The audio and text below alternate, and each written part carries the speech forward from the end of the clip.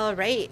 Good afternoon, everybody. My name's Crystal Holloman, digital anchor here at News 10, and I am joined by Tim Staudt for this edition of Staudt on Sports Live. We are talking all things Michigan State to the point where even you brought up something I didn't have on my list here. But we're going to start out with some news that came out late this morning. The Michigan State football game against Penn State is going to be on Black Friday. 6 months from today. And it is going to be on NBC at Ford Field. Thoughts on the move, on it being on a Black Friday and it being in Detroit?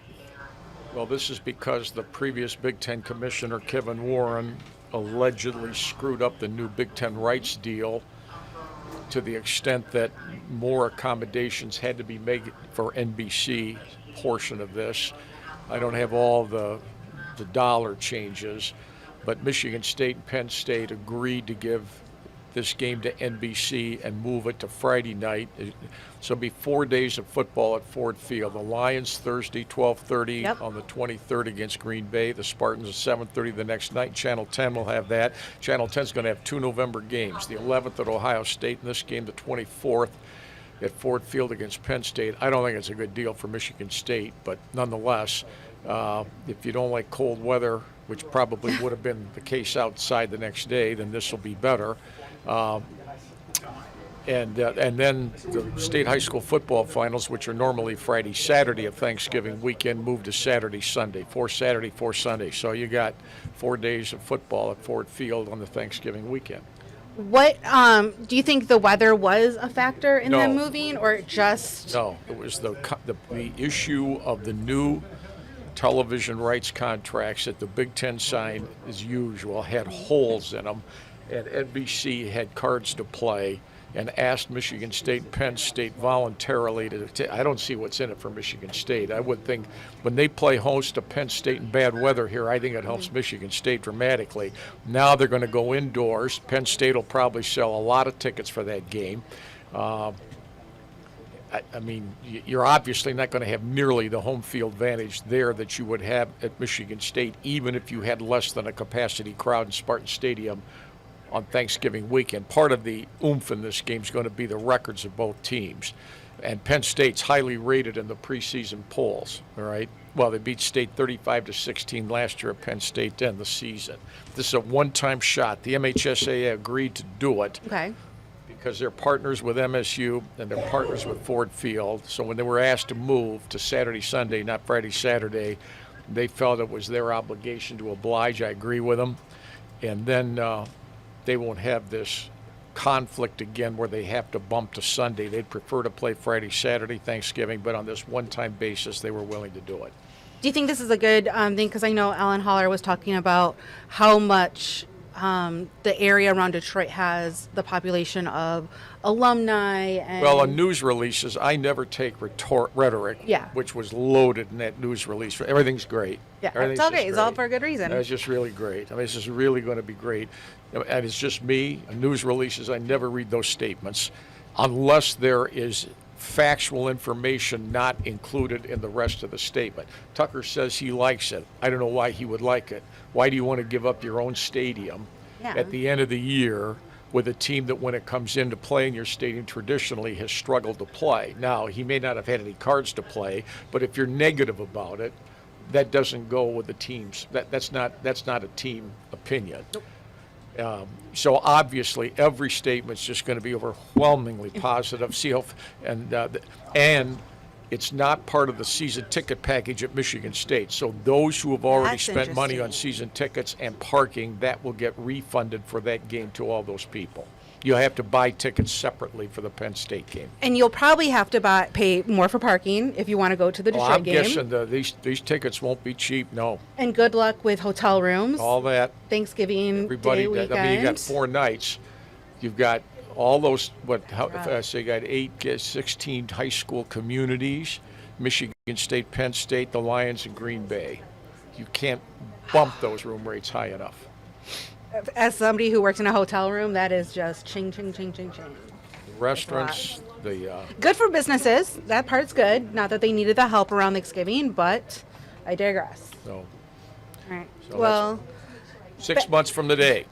back here at home, when the Spartans play, it is going to be year 100 of Spartan Stadium. And this is a hype video that they posted on Twitter. They're going to be celebrating Spartan Stadium throughout the entire season. How are they going to do that? I don't know.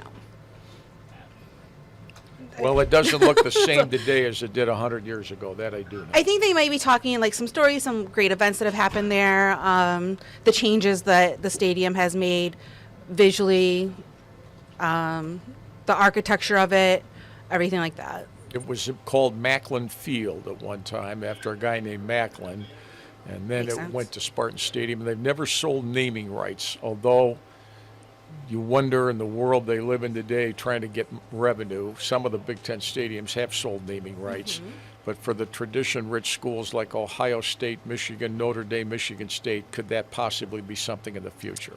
Stay tuned. So there is the logo that they're going to be, you're going to see a lot of that this year. And then, so yeah, I think it's mostly going to be like storytelling, the history of it, some great events, some great people who have played there. Fans would just as soon see them win games in there to honor True. the 100th season, win games. Yeah, 100 points this season. So there'll only be 6 now instead of 7 because Penn State's gone to Ford Field. State will be the home team, Right. but nonetheless, Well, Spartan baseball, they fell to Maryland yesterday, 3-2. What's next?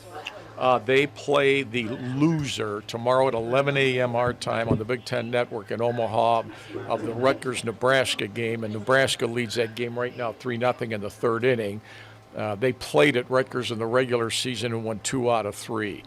They don't want any part of Nebraska because that's a home game for Nebraska. They must have 8,000 to 10,000 people in there right now, all of them, of course, for Nebraska.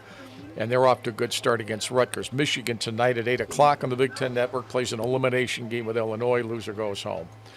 Tell you what, Michigan better get some better players next year because this new coach, they're the 6th seed, and I watched them play, and I say, who in the world did they beat they got beat? They got mercied yesterday, 13-3 by Iowa. Mm-hmm.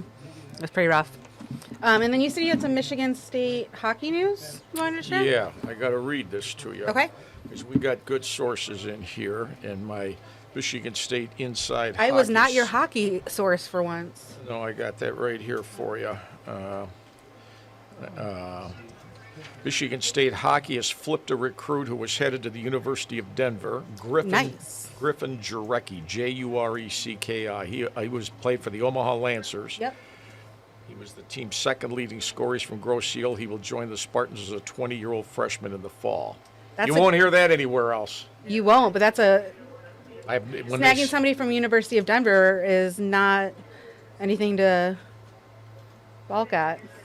And he's coming home. Well, yeah, he's from Grosse Ile. Now, how good a player he is, who knows? Second leading scorer for University of Denver, can't be that bad. They hope They didn't go very far this year. Whatever he scored there, they hope he scores wearing a green and white. That's right. All right, well, you're going to have that, and then what else on the... Well, the Lansing Community College women's team rallied from 5-2 behind. They won today 7-6 over somebody in the Junior College World Series. That was an elimination game. They can't lose anymore. They play again at 8 o'clock tonight. All right, so you'll have that on the late All show. of that. We got everything at 6:20 from the game today, and then the late game tonight. All right. More. Well, that is what's coming up. I got to go bribe the rest of the sports office with ice cream. We will see you guys tomorrow.